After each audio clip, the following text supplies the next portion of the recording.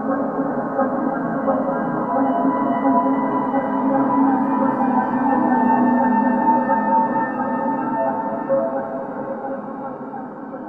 guys, Scott at ModelerX. So we are going to do a few quick tips, plural, in this quick video.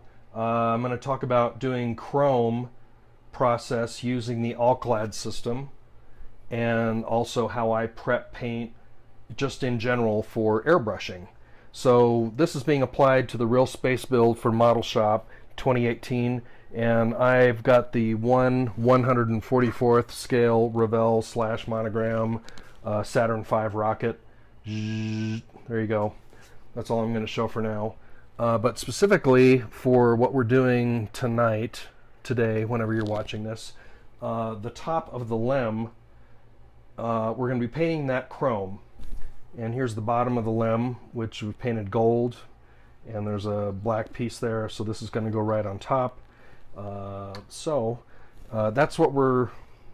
That's the accomplishment for the painting tonight. In terms of painting and prep, I wanted to talk about just mixing and shaking paints. And as you may or may not know, you have your paints, which there's an example of Alclad paint. Here's an example of Model Master paint.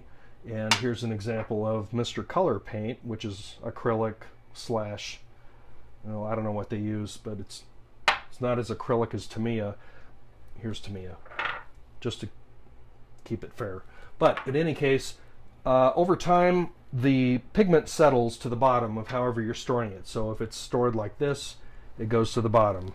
I happen to actually store my paints that I'm currently working on upright on my desktop, and for stuff that I'm not working on, it's in a drawer down here, and I store them all upside down so that the pigments and the fluids and everything settles to, if it's upside down, it settles down here, and it keeps an airtight seal, so nothing gets out except through the glass, which shouldn't happen for several centuries, according to what I'm told.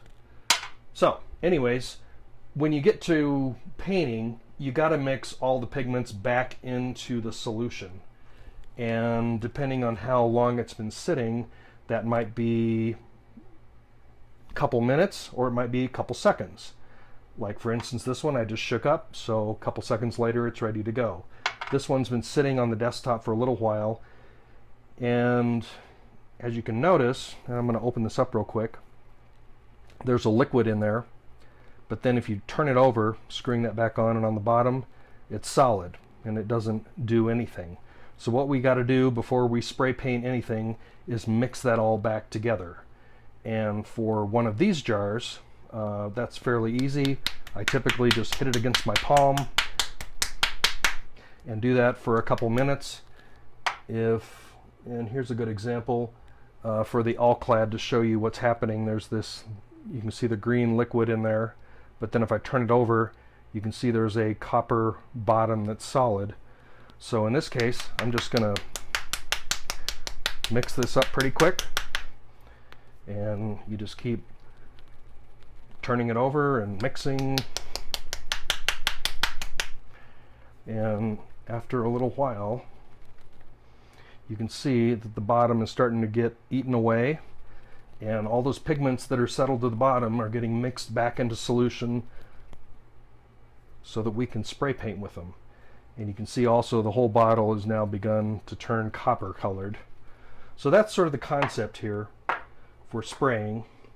And as we move forward into spraying for this particular piece, it's just one piece, so you can see actually that there's no sediment at the bottom of this chrome, and that's part of this chrome system for the Alclad. They call for spraying this gloss black, which is part number 305 first, which we've already done, and you can see that it's glossy and it's into all the little areas. You know, that's the part that's going to be attaching, so it doesn't have as much paint, but everything else is shiny and exciting and new. And so now we're going to put the chrome on there. And like I said, this is all pretty mixed up. There's no sediment at the bottom. You can see we can see through the glass, you know, unlike, let's just take burnt iron right here. we can't see through the bottom. And that applies to any of these. You know, when you're working with one of these, you want to see those bubbles on the bottom when you turn the bottle over, so that way you know that all the sediments that are sticking to the bottom are mixed up into the paint. And so now we're ready to go. So I'm going to turn my airbrush on, or excuse me, the compressor on, and I normally put my paint into sort of a little paint cup like this to mix it, but this is such a small part, I'm just going to pour this right out of the bottle into this. Now for this particular product, the chrome, there is so little, what do I want to call it, sediment, pigment at the bottom of this, and it seems to separate so quickly that I really feel like we got to do this quick. So that'll make it good for the purposes of this video. So now I've opened the bottle. We're going to put about that much into there, and yay, I spilled it on my finger, but that's okay. So stir that up a bit. I do have some lacquer thinner here, which is just straight lacquer thinner from the hardware store. I'm just going to put a couple drops in there, and then before I spray it on the model, I'm going to get a couple pieces out of the way here. I have a piece of black just index cards, which I got at Hobby Lobby, and this is a good way to test lighter colors as opposed to dark colors, which I would spray onto a white card. But just see, so it looks like we got good stuff going on here. Actually may need a little more color, but now, and this is the trick with the Alclad system, is you just got to do really about, I don't know, maybe a couple inches. Just do really crazy light coats. It's astounding how quick this comes together.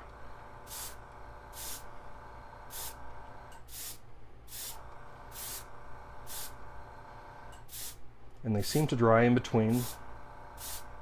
You can already see this starting to get some shine to it. And we're just doing this real simple. And then my color cup, as you can see, is already empty. So I'm going to rest this right on the lid there. And I'm going to take, I almost shook this up without the lid being on all the way. Actually, I did a little bit. We're going to shake this up some more. And put some more color into the cup here.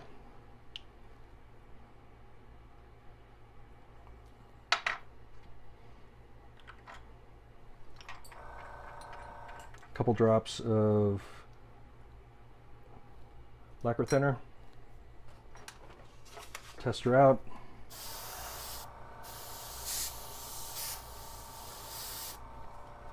And then go back to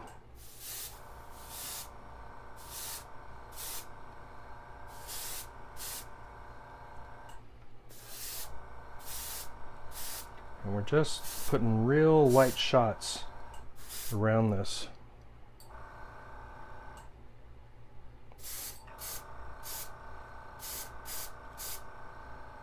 You can see how it just shined up almost immediately, which is kind of crazy, but it's one of the things I like about this particular chroming system. It's not, there's better ones out there, but for just your basic, I'm going to make a 1/144th scale limb for the Apollo 11. This really works well. Alright, so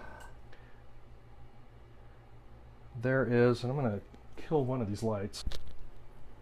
Take a look at this, and it's just shiny and beautiful.